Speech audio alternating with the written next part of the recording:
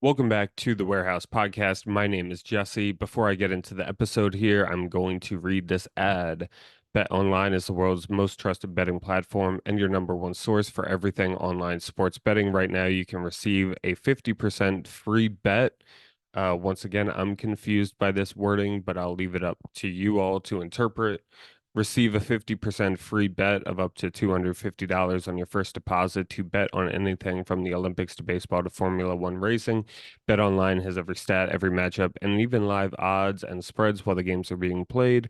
When the game's over, head on over to the online casino, get in on a game of blackjack or poker, or unwind with over 150 slot games.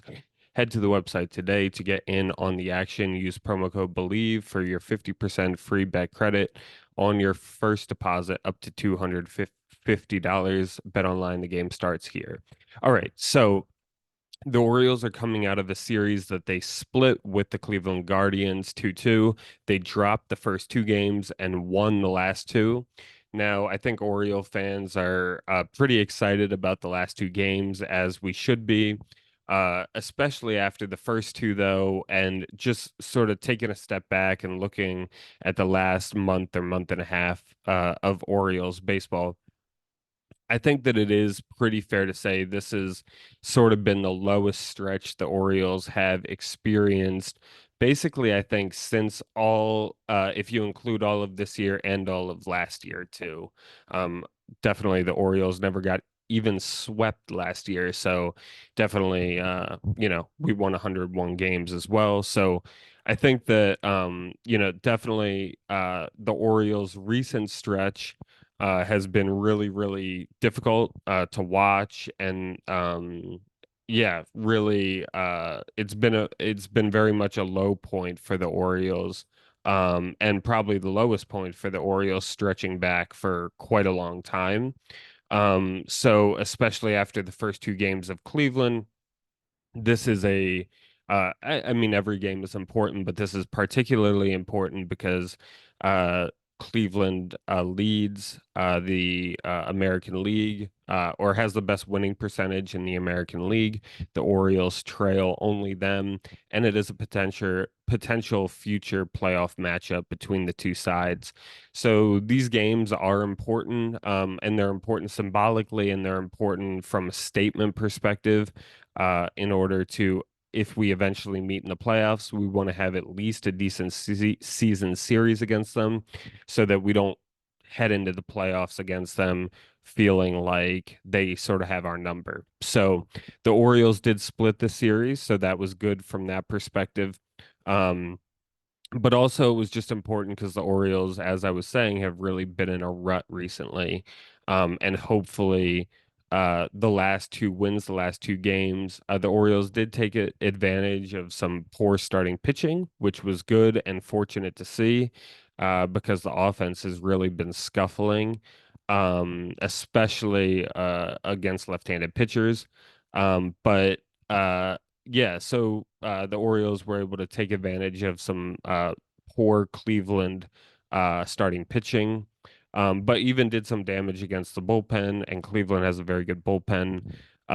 So we did win the last two, and I sort of anticipated coming on here after the first couple games and sort of talking about how it felt like we had hit rock bottom. And in the third game, well, I'll talk about it, but the Orioles, well, yeah, we'll see if I talk about it. But the Orioles had hit Austin Slater leading off in Saturday's game. And it was a lefty pitcher, Joey Cantillo. And even though he was later pinch hit for by Mullins, it was really sort of felt like the Orioles were really, really, and Brandon Hyde was really struggling to find any sort of answer to left-handed pitching. Now, to his credit, Austin Slater did get a couple hits that game before he was pinch hit for, so he did his job in the leadoff spot. But and I guess the move from that perspective paid off, and he led off the game with a double. So that was good. But even the fact that he was there, it really sort of felt like the Orioles were really struggling to find answers and find solutions to. Uh, their offensive struggles, and any sort of way to mix it up or to change things up was desirable. So that's what ended up happening. The Orioles did end up winning that game. So yeah, the move was good.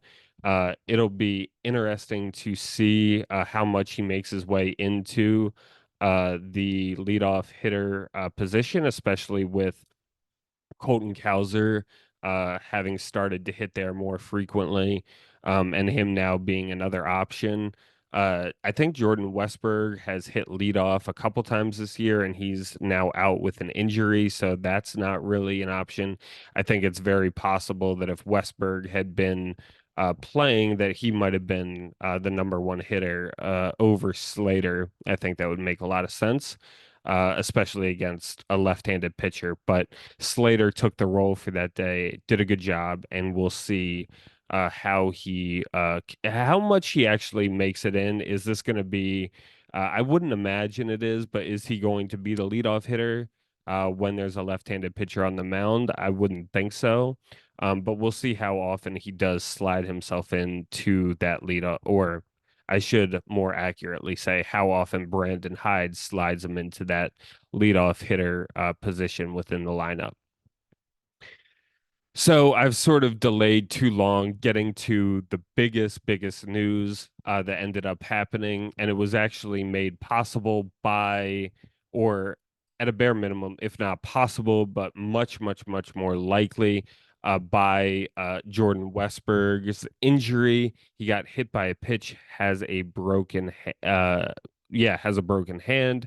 and has is going to be out for the foreseeable future. Now, the Orioles are hoping that he's able to return before the end of the season, before the end of the regular season, I think I should say.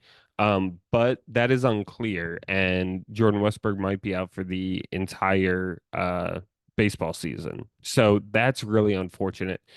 But the really positive news that did come out of that is that it did pave the way for Coby Mayo to make his major league debut. Now he's got off to a little tough of a start. Very small sample size, of course, and nothing to worry about, but he is 0 for 9. He has 2 walks, 5 strikeouts, and he has scored a run. So the thing about Mayo, so he has been playing third base. He will probably be given opportunity to establish himself as a third baseman. Urias will probably be backing him up for the most part, unless he really continues to struggle, I think, and then you might see his play dialed back a little bit.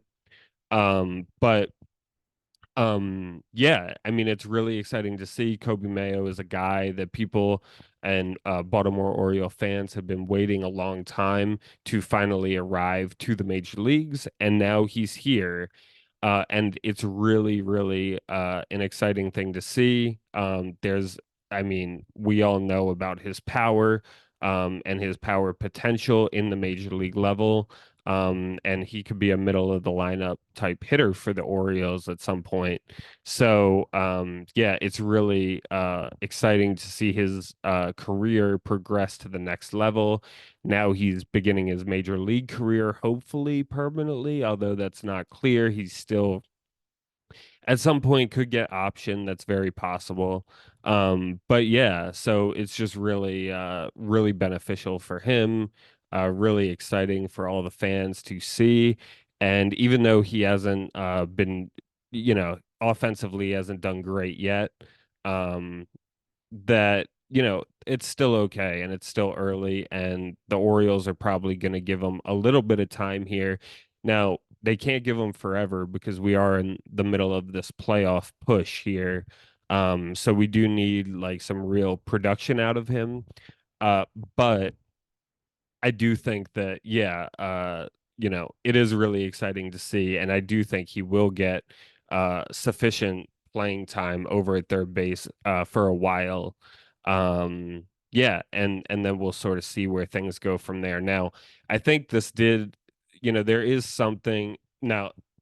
overall, it is not beneficial, right?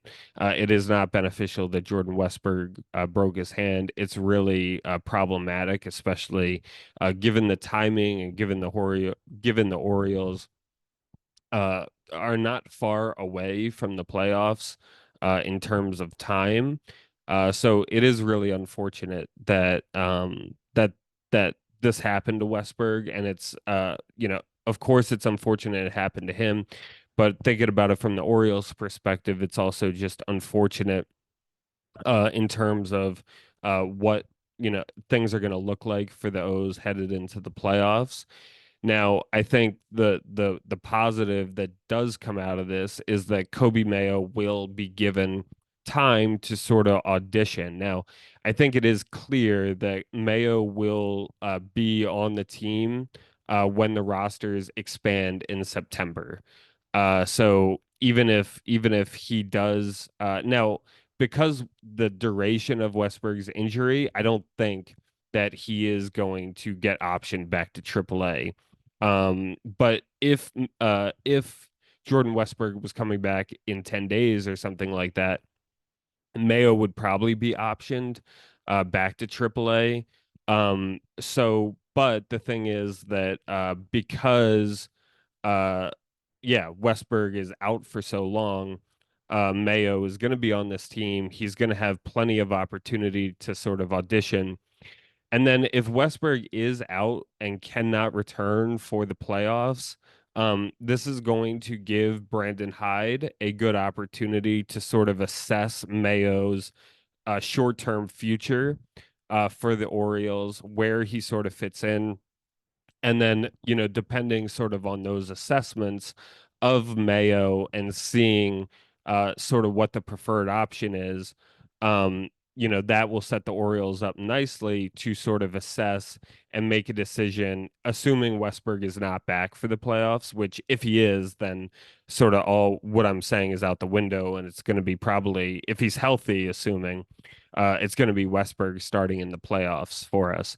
But if it's not Westberg, this will give sort of Hyde and the front office time to assess, to make decisions about who will be the starting third baseman for the Orioles entering the playoffs, whether it's going to be Urias or whether it's going to be Mayo that's going to be starting at third base. So we're going to see. And the Orioles will have, and I guess we'll come back and return to this topic, but we'll have time to sort of assess and think about this and figure out, okay, is Mayo, is he going to be someone who's going to give the Orioles immediate production and be able to make and do damage in the playoffs for the Orioles?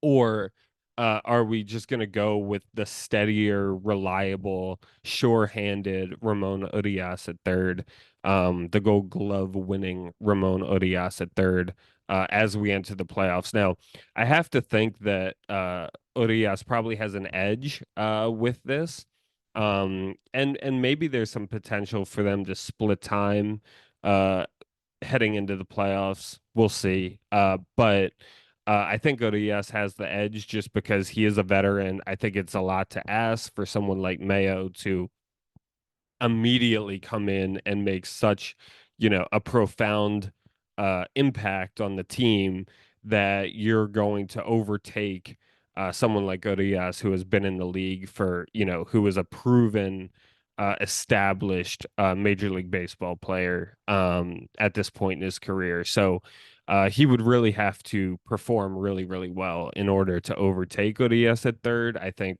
when we head into the playoffs and stuff. But the Orioles are going to sort of give him that opportunity and that chance to over these next that over the next month or so, month and a half, 2 months. So that will be interesting to watch, and yeah, definitely we will continue to talk about Mayo as he progresses moving forward. And as we get closer to the playoffs, we'll of course talk about sort of what the outlook is going to be like and that sort of thing moving forward. All right, so the next I guess topic here focuses on a player also that well, it's about Jackson Holliday, basically, of course, because this is, aside from Mayo, the second biggest news. So, basically, Jackson Holliday was brought back to the major league team on July 31st. And since returning, he has really, really had an offensive impact on this team. Since being brought up, he's gone 7 for 18. He has 2 home runs, which includes a 439-foot grand slam. He has 7 RBIs, 5 runs scored, 2 walks, and 5 strikeouts. So, of course, since the short time he has returned offensively, he looks like a different player. So already he's off to a much, much, much better start. He might, I wouldn't be surprised if he already has more hits since he's been back than he had the entire time that he was up originally. So which spanned, I think, some 50 at bats or so. So maybe it was at least 30 at bats, maybe as many as 50 at bats. I'm not remembering exactly. But so he's much, much offensively improved, at least so far. We'll see if that continues. He did defensively, he did make an error. He did make an error, and then he had another pop up. Basically, should have been a routine pop up that he dropped. He was fortunate enough to be able to get an out at second base because there was a runner on first who was assuming he would catch a routine pop up and was standing on first base rather than running. So he dropped the pop up and then was able to record the out at second. So that was fortunate. But so it could have been 2 errors if circumstances had been a little different. But yeah, so the defense I think is, something now, of course, I think long term there's not a lot of question about his defensive ability, but I will say even just like from the eye test, I think things look shaky for him defensively. I talked about that on a very, very previous episode. So I don't know exactly what the thing is. I can't really do a lot to explain dropped pop-ups beyond there. I guess that the wind did seem to be swirling a bit when that happened, but it still should not have happened really. But so I can't really explain dropped pop-ups. But overall offensively, which is uh, was sort of the main area of concern the first time he came up. I think people just sort of, we assume he'll figure the defensive stuff out. But offensively, he's definitely seems like, at least in the early going here, he's turned things around and hopefully he's building some confidence. That will then translate. I mean, I think everyone knows that he's talented enough to produce at the major league level. I think, yeah, but it's nice that he has demonstrated a little bit of success here, and hopefully he can carry that on moving forward. Uh, yeah, it's very likely that he's going to be the starting second baseman when we head into the playoffs. So it's very important that he works out a lot of these different issues that he's having pretty quickly. There's not a lot of time for things to be turned around. But yeah, hopefully, if he keeps hitting like this, 7 for 18, he's done. I mean, that's great. It's nearly 500. And yeah, and another important thing to note here. So in terms of, I mean, the 7 for 18, sometimes a little bit of that can be luck. And for him, it really hasn't been so far. He's put 13 balls in play in his 18 at bats.